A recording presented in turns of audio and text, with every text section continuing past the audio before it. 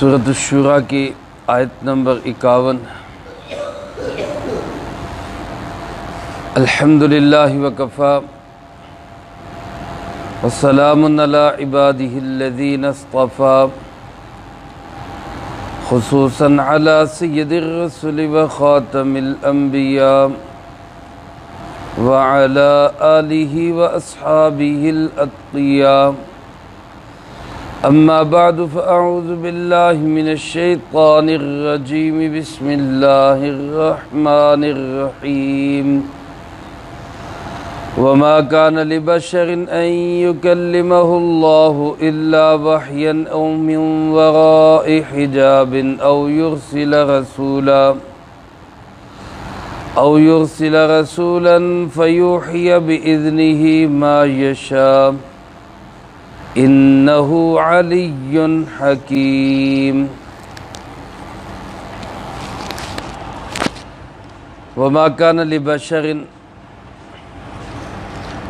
اور کوئی بشر اس لائق نہیں ہے ان یکلمہ اللہ، کہ اللہ پاک اس سے کلام کرے، الا وحیا، مگر یا تو وحی کے طریقہ سے، او من وراء حجاب، یا پردے کے پیچھے سے، او یرسل رسولا، یا بھیج دے ان کی طرف کسی قاصد کو، فیوحی بإذنہ ما یشاء، پس وہ وحی پہنچائے اس اللہ کے حکم سے جو چاہے۔ انہ علی حکیم، بے شک اللہ رب العالمین بہت بلند اور حکمتوں والا ہے۔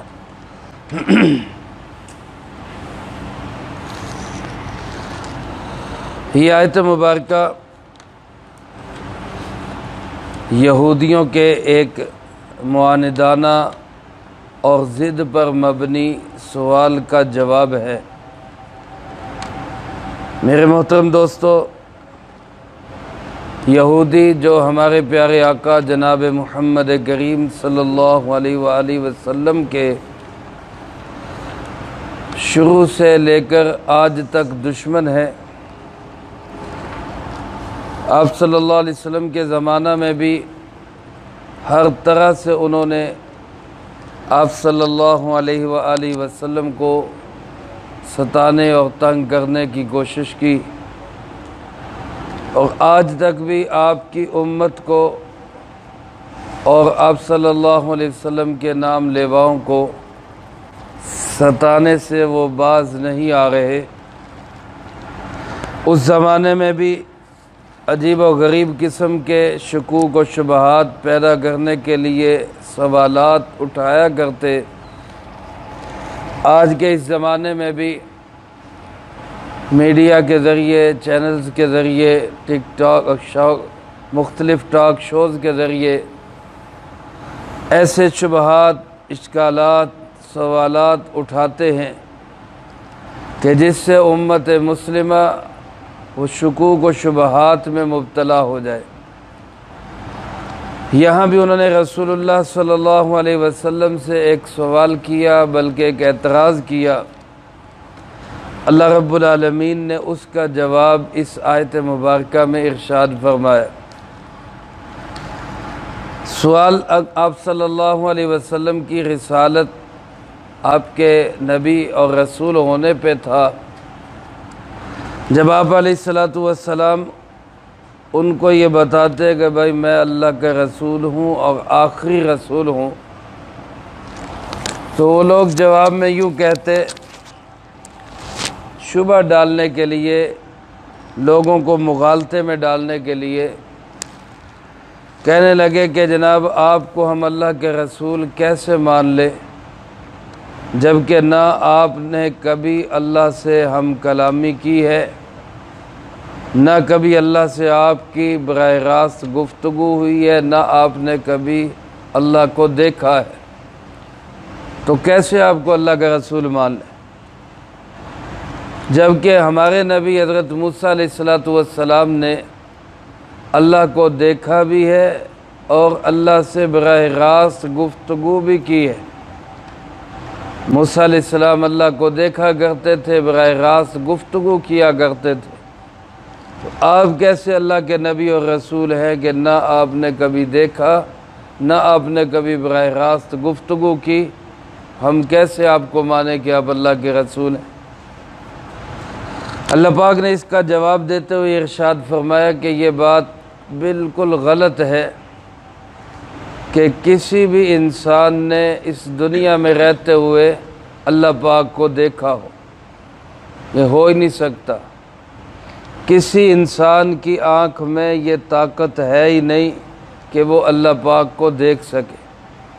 موسیٰ علیہ السلام نے بھی نہیں دیکھا۔ براہ راست بات کرنے کی بات ہے تو وہ بھی کبھی براہ راست بات نہیں ہوئی۔ گفتگو آمنے سامنے بالمشافہ، ایسی گفتگو نہ موسیٰ علیہ السلام کی کبھی ہوئی، نہ ہی یہ بات اس لیے قابل اعتراض ہے کہ ان کی ہوئی تو ان کی کیوں نہیں ہوئی۔ ان کی بھی نہیں ہے، ان کی بھی نہیں ہے۔ اللہ رب العالمین سے گفتگو کا طریقہ کیا ہوگا؟ اس کے اللہ پاک نے 3 طریقے ارشاد فرمائے۔ کسی بھی بشر سے، کسی بھی انسان سے اللہ پاک جو گفتگو کرتے ہیں اس کے 3 طریقے۔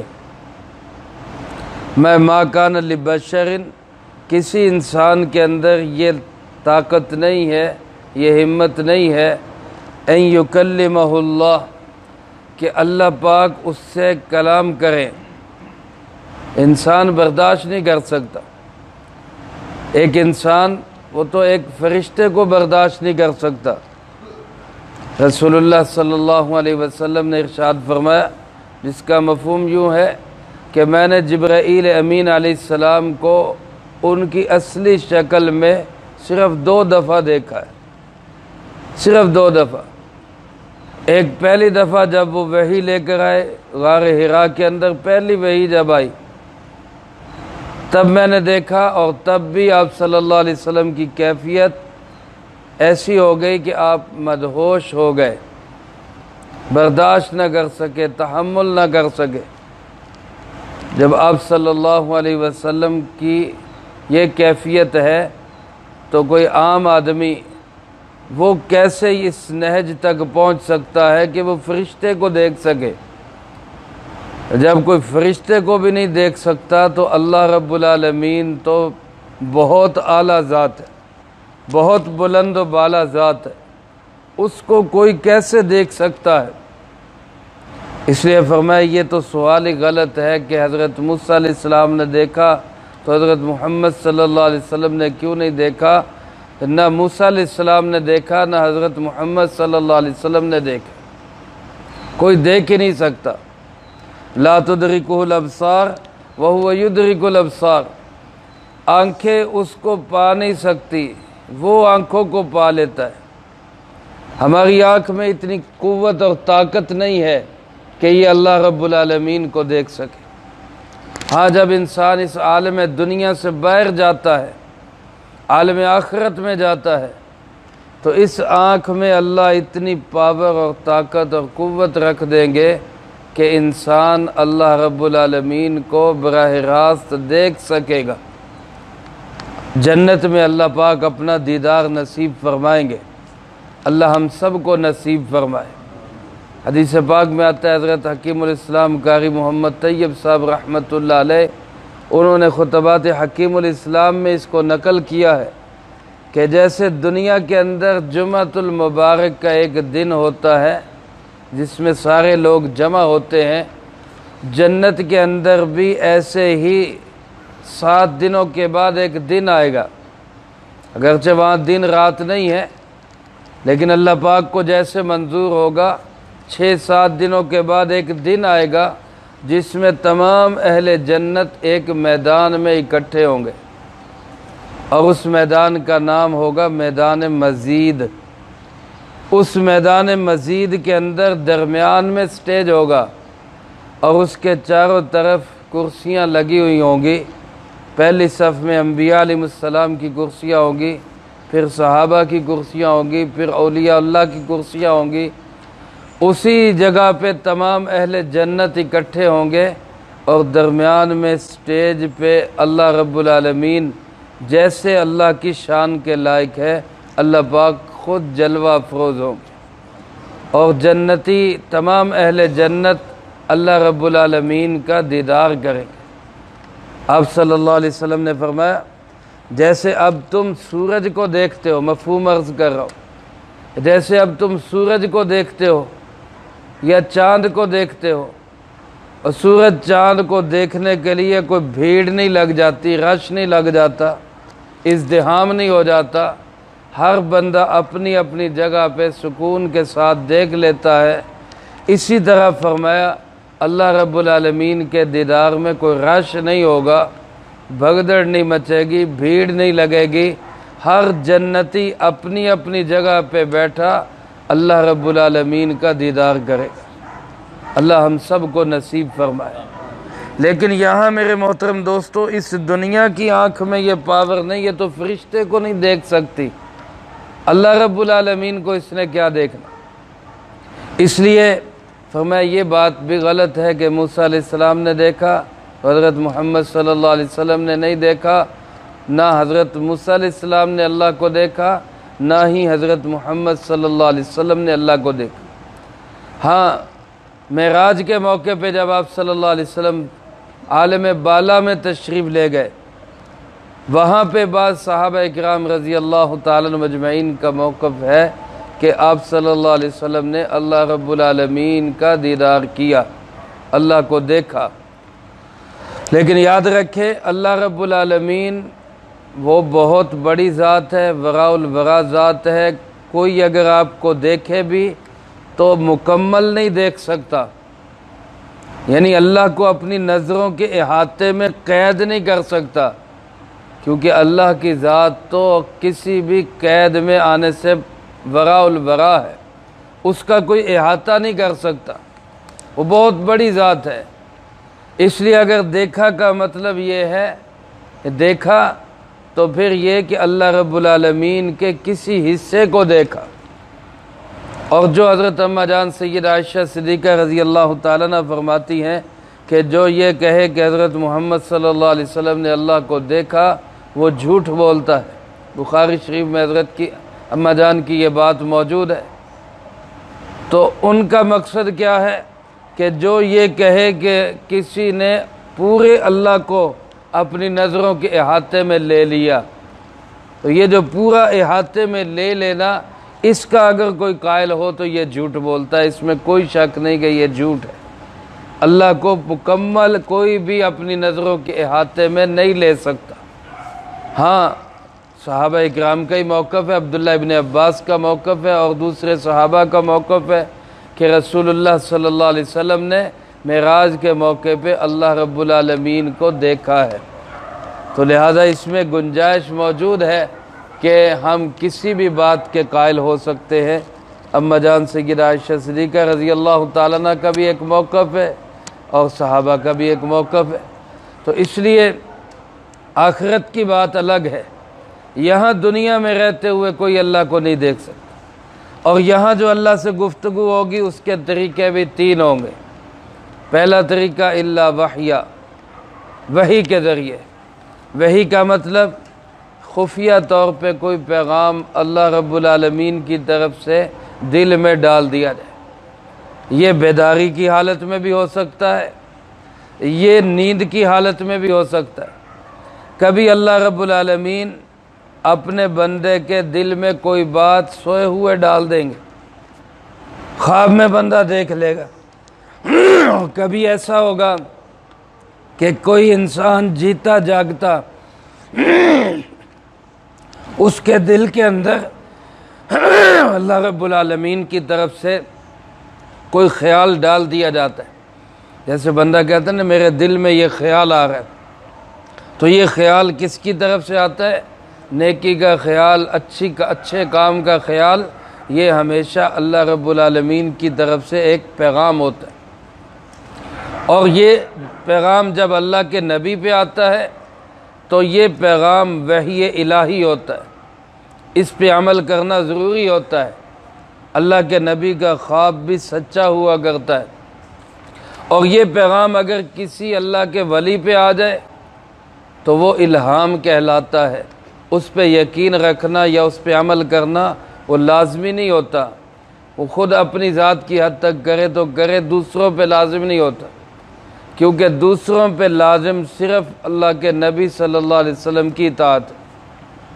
رسول اللہ صلی اللہ علیہ وسلم پہ بھی ایسے ہی وحی آئی، صحابہ جو پہلے انبیاء علیہ السلام گزرے، حضرت موسیٰ علیہ السلام ہو یا دیگر انبیاء علیہ السلام، ان پہ بھی ایسے ہی وحی آئی۔ اور یہ وحی اللہ پاک کبھی کبھی اپنے نبیوں کے علاوہ اور بندوں پہ بھی بھیج دیتے، جیسا کہ قرآن کریم میں اللہ پاک نے ارشاد فرمایا اوحینا الی ام موسیٰ ان ارضعی فاذا خفت علیہ فالقیہ فی الیم ولا تخافی ولا تحزنی۔ حضرت موسیٰ علیہ السلام جب پیدا ہوئے تو اللہ پاک فرماتے ہم نے ان کی والدہ کے دل میں یہ بات ڈال دی کہ اس بچے کو دودھ پلاؤ اور اس کو جو ہے کسی ڈبے میں ڈال کے، بکس میں ڈال کے سمندر کے حوالے کر دو۔ یہ بات ان کے دل میں جو اللہ پاک نے ڈالی، یہاں لفظ اللہ پاک نے ارشاد فرمایا اوحینا، ہم نے وحی بھیج دی، یہ دل میں خیال ڈال دیا۔ اور ایسی وحی جو ہے اللہ پاک نے شہد کی مکھی کے لیے بھی یہی لفظ بولا ہے اوحا ربک الی النحل، تیرے رب نے شہد کی مکھی کی طرف یہ بات ڈال دی، اس کے دل میں، اس کی طبیعت میں یہ بات ڈال دی کہ وہ پھلوں کا رس چوسے اور پھر اس سے شہد بنائے۔ یہاں بھی اللہ پاک نے لفظ وحی کا بولا ہے۔ تو یہ وحی نبیوں کے ساتھ بھی خاص نہیں، یہ کسی بھی انسان کے ساتھ ہو سکتی ہے، البتہ یہ کہ جب نبی کے ساتھ ہوگی علیہ الصلاۃ والسلام تو اس کی اطاعت اور اس کی بات ماننا یہ لازمی اور ضروری ہوگا۔ غیر نبی کے ساتھ جب یہ وحی والا معاملہ ہوگا تو اس کی اطاعت و فرما برداری دوسروں کے لیے ضروری نہیں ہوگی۔ دوسرا طریقہ جو وحی کا ہے وہ فرمایا من وراء حجاب، پردے کے پیچھے سے۔ حضرت موسیٰ علیہ السلام سے بھی جو اللہ رب العالمین کی گفتگو ہوئی، ہم کلام ہوئے، تو وہ بالمشافہ آمنے سامنے بیٹھ کے نہیں، وہ پردوں کے پیچھے بات ہوئی۔ اور یہ پردے کیسے؟ یہ پردہ ایسا نہیں کہ اللہ پہ کوئی پردہ آ گیا ہو، اگر اللہ پہ پردہ آیا تو پھر تو اللہ پردے میں چھپ گیا، اور جس چیز نے چھپا لیا تو وہ تو اللہ سے بڑی ہو گئی، حالانکہ اللہ تو سب سے بڑے ہیں۔ تو یہ پردہ ایسا ہے کہ جو انسان کی آنکھ پہ پردہ پڑا ہوا ہے، یہ آنکھ نہیں دیکھ سکتی، اللہ پردے میں بند نہیں ہے، بندے کی آنکھ پہ پردہ ہے۔ چنانچہ بندہ دنیا کے اندر رہتے ہوئے اس کی آنکھ میں یہ پاور اور ہمت نہیں ہے، اللہ نے گویا اس کی آنکھ میں یہ پردہ ہی نہیں رکھا کہ وہ اللہ رب العالمین کے نور کو برداشت کر سکے۔ یہ بات صرف انسانوں کے ساتھ نہیں، فرشتوں کے لیے بھی یہی ہے۔ فرشتے بھی اللہ رب العالمین کے سامنے آمنے نہیں ہو سکتے۔ احادیث کی کتابوں میں موجود ہے، حضرت جبرائیل امین علیہ السلام نے عرض کی اللہ کے محبوب جی صلی اللہ علیہ وسلم، آج میں اللہ کے اتنا قریب ہوا جتنا کوئی بھی قریب نہیں ہو سکتا، اتنا قریب ہو گئے۔ آپ صلی اللہ علیہ وسلم نے پوچھا کتنا قریب ہوئے؟ تو عرض کرنے لگے کہ میرے اور اللہ کے درمیان 70,000 پردے نور کے رہ گئے بس۔ یعنی یہ جبرائیل علیہ السلام کا قرب ہے کہ 70,000 پردوں کے درمیان بھی وہ کہہ رہے ہیں کہ میں اللہ کے سب سے زیادہ قریب ہو گیا، لیکن ابھی بھی 70,000 پردے باقی۔ اس لیے میرے محترم دوستو، وہ اللہ کی ذات بہت بڑی، بہت بلند و بالا ذات ہے، کسی انسان میں یہ ہمت نہیں کہ وہ آمنے سامنے اللہ سے بات کر سکے۔ اگر معراج کے موقع پہ رسول اللہ صلی اللہ علیہ وسلم کی گفتگو ہوئی، جیسا کہ بعض حضرات اس کے قائل ہے، تو وہاں بھی یہی بات ہوگی کہ اس دنیا میں نہیں ہو سکتی، وہاں جا کے تو بات ہوگی، عالم برزخ میں تو اللہ رب العالمین سے گفتگو ہوگی۔ ایک صحابی حضرت جابر ابن عبداللہ رضی اللہ تعالی، ان کے والد عبداللہ احد کے میدان میں شہید ہوئے، احد کی لڑائی میں شہید ہوئے، اور جس وقت وہ شہید ہوئے یہ جابر رضی اللہ تعالیٰ عنہ نوجوان تھے اور 6 یا 7 بہنیں تھیں ان کی، اکیلے بھائی تھے، تو یہ بڑے پریشان رہتے اور اپنے والد سے بڑا پیار تھا، ان کو یاد کرتے رہتے۔ تو ایک دفعہ رسول اللہ صلی اللہ علیہ وسلم نے ان کو تسلی دیتے ہوئے فرمایا کہ جابر تم کیوں پریشان رہتے ہو، کیوں اداس رہتے ہو؟ حالانکہ تمہارے والد کو تو عالم برزخ میں وہ مقام حاصل ہے جو کسی کو نہیں ملا۔ کہ وہ کیا مقام حاصل ہے؟ فرمایا کہ وہ مقام یہ حاصل ہے کہ اللہ رب العالمین براہ راست حضرت جابر سے ملاقات کرتے۔ تو عالم برزخ میں اللہ رب العالمین کی ملاقات یہ تو ہوگی، بہت سارے جنتیوں کو ہوگی، انبیاء علیہ السلام کو ہوگی، لیکن یہاں دنیا میں رہتے ہوئے بغیر پردہ نور کے کوئی انسان اللہ سے ہم کلام نہیں ہو سکتا۔ لہذا اگر کوئی یہ کہتا ہے کہ موسیٰ علیہ السلام تو ہم کلام ہوتے تھے، آپ کیوں نہیں ہوتے، تو یہ بات اس کی غلط ہے۔ نہ موسیٰ علیہ السلام ہم کلام ہوئے بغیر پردے کے، نہ آپ صلی اللہ علیہ وسلم کی بغیر پردے کے اللہ سے ملاقات۔ اور تیسری صورت فرمایا او یرسل رسولا، یا اللہ کسی رسول کو بھیجتے، نہ براہ راست گفتگو ہوتی ہے، نہ وہی دل میں ڈالی جاتی، بلکہ اللہ کسی رسول، کسی پیغام لانے والے کو بھیج دیتے، کسی قاصد کو بھیج دیتے ہیں۔ فیوحی بإذنہ ما یشاء، وہ اللہ کے حکم سے جو چاہتے ہیں اللہ رب العالمین وہ پیغام دے جاتے۔ چنانچہ آپ صلی اللہ علیہ وسلم کے پاس جبرائیل امین علیہ السلام تشریف لایا کرتے اور 27,000 مرتبہ آپ صلی اللہ علیہ وسلم کے پاس تشریف لائے۔ اتنا کسی نبی علیہ السلام پہ جبرائیل امین علیہ السلام کی آمد نہیں ہوئی جتنی آمد جناب محمد کریم صلی اللہ علیہ وسلم کے پاس ہوئی۔ حضرت جبرائیل علیہ السلام اکثر اوقات انسانی شکل میں آتے تھے۔ ایک صحابی حضرت دحیہ بن خلیفہ کلبی رضی اللہ تعالیٰ عنہ، قبیلہ بنو کلب کے یہ صحابی حضرت دحیہ رضی اللہ تعالیٰ، اکثر حضرت جبرائیل علیہ السلام ان کی شکل میں آیا کرتے اور ان کی شکل میں آ کے پیغام دے کے چلے گئے۔ جیسا کہ وہ مشہور حدیث جبرائیل علیہ السلام ہے، اس میں وہ اجنبی صورت کے اندر آئے تھے، اور جب وہ پورا پیغام دے کے چلے گئے آپ کے سامنے آ کے بیٹھے، صحابہ بھی بیٹھے، سوالات ہوئے، جوابات ہوئے، صحابہ نے بھی سنے۔ جب وہ چلے گئے ان کے جانے کے بعد آپ صلی اللہ علیہ وسلم نے پوچھا تم جانتے ہو کہ یہ کون تھا؟ یہ ابھی جو مجھ سے سوالات کرتا رہا، میرے پاس بیٹھا رہا، تمہیں پتہ چلا یہ کون تھا؟ صحابہ نے کہا کہ جی ہمیں تو نہیں پتہ چلا، ہم تو جانتے ہی نہیں کون ہے۔ آپ نے فرمایا کہ ھذا جبرائیل اتاکم یعلمکم دینکم، یہ جبرائیل علیہ السلام تھے، یہ آئے تھے تمہیں تمہارا دین سکھانے کے لیے، تاکہ یہ سوال کریں میں جواب دوں اور تمہیں بھی دین حاصل ہو جائے۔ تو یہ تیسرا طریقہ ہے کہ اللہ اپنے رسول کو یعنی قاصد کو بھیجتے ہیں، وہ آ کے پیغام دے جاتا ہے۔ ان 3 طریقوں کے علاوہ کوئی بندہ اللہ سے ہم کلام نہیں ہو سکتا۔ تو لہذا یہ کہنا کہ موسیٰ علیہ السلام سامنے آمنے بیٹھ کے ہم کلام ہوتے تھے اور حضرت محمد صلی اللہ علیہ وسلم ایسے نہیں ہم کلام ہوتے، تو لہذا یہ رسول ہی نہیں ہے، تو یہ بات ہی بالکل غلط ہے، یہ ان کا شبہ ہی غلط ہے۔ اللہ پاک فرماتے انہو علی، اللہ کی ذات علی ہے، بہت بلند ہے، بہت بالا ہے، اتنی ہمت ہی نہیں کسی میں کہ اس کے مقام تک پہنچ سکے۔ اور اس نے جو یہ انسانوں کے ساتھ ہم کلام ہونے کے طریقے رکھے ہیں، حکیم، کیونکہ وہ حکیم ہے اور ان طریقوں میں بڑی حکمتیں ہیں، بہت ساری حکمتیں، ہمیں سمجھ میں آئیں یا نہ آئیں، اللہ نے اس میں بڑی حکمتیں رکھی ہوئی۔ تو میرے محترم دوستو، یہی طریقے ہیں جو وحی کے اترنے کے طریقے۔